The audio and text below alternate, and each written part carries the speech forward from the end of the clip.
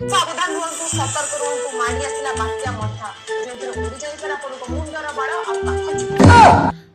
सरकारଙ୍କର ବିଶେଷ ଘୋଷଣା ସେଠାର ଲୋକମାନେ ଦୟାକରି ଘରୁ ବାହାରକୁ ବାହାରିବେ। ଯାଉଛି ଏଇ କଥା କହି ମୋ ସାଙ୍ଗକୁ ଚୁଗୁଲି ମାରିବି।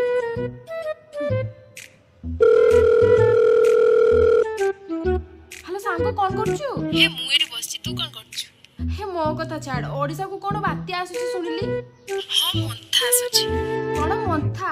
ଗୋଟେ କଥା କହୁଛି, ମନ ଧ୍ୟାନ ପ୍ରାଣ କର୍ଣ୍ଣ ସବୁ ଦେଇକି ଶୁଣ। ଯିଏ ମରିଗଲା କି ହଜିଗଲା ତୁ କିନ୍ତୁ ବାହାରକୁ ବାହାରିବୁ ନାହିଁ। କାହିଁକି? କାହିଁକି?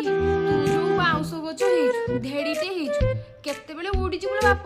ମୋର ଏତେ ବଡ ହୃଦୟ ବୋଲି ତତେ ଏବେଠୁ ସତର୍କ କରିଦେଲି, ତୁ ଜମା ବି ବାହାରକୁ ବାହାରିବୁ ନହେଲେ ଉଡିଯିବୁ ଲୋ ବାପ।